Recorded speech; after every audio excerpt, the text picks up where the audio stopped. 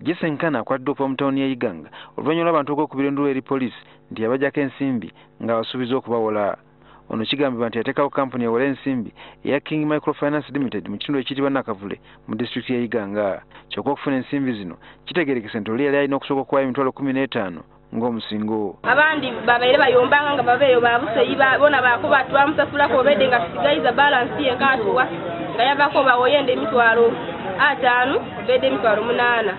Ono yabasuubiza okubawola ensimbi eziri okuva mu mitwalo 50 n'okweyongerayo. Abamuwa ssente bagamba nti kyokka kyababuukako enkeera bwe bakomawo okufuna ssente ne basanga nga ofiisi z'ensibe nga n'essimu za nkana aziggyeko. Yatugoba ati kumande mwire naye ssente ed'okwewandiisa 9 atandikira ku mitwalo 5.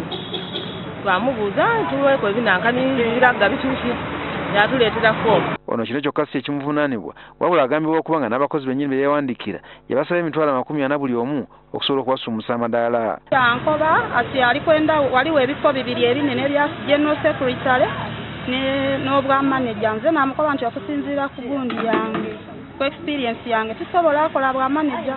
Yankoba asobola nga ku manager nga mukazi siro na insisinga yakoba ati nja ku traininga ati ayirete emitwala nankuwa ekifo. Poliisi ngeri n'omukwate bagenze ku ofiisi z'ekibiina kye gye bazuulidde nti ekibiina kino kibadde si kiwandiise nga bwe kiragirwa mu mateeka. Ye omukwate akkiriza nti ddala yafuna ensimbi zino kyokka ne zimubbibwako ng'azitwala mu banka. Baali nga banaze ssente ne ddaali miliyoni 8.4 ddaali mu baagi omusaadha yeida baali babiri nga bali ku pikipiki banagako ssente. Yo poliisi ekakasizza okukwatibwa kw'omusajja ono. Tutuusizza bano abatuuze abamu babadde bamumanyi ne bagamba oyo tumumanyi kapenta nate kapenta yasobola okubeera abakyala okusingira ddala abakyala ab'ebuseeyi.